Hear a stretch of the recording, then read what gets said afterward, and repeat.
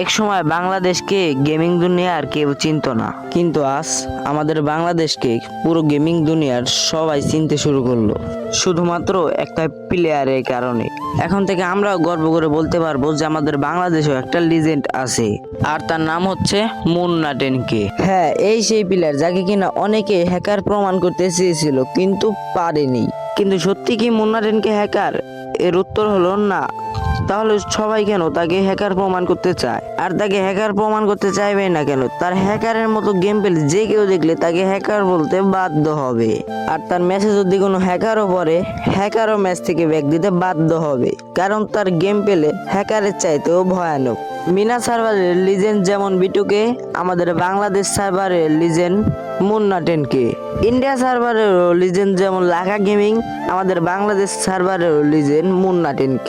আজকের এই কমেন্ট বক্সে আমি অন্য কোনো কমেন্ট দেখতে চাই না, শুধু মুন্না 10K কমেন্টটাই আমি দেখতে চাই। তো আর বেশি দেরি না করে এখনই কমেন্ট বক্সে মুন্না 10K লেখো।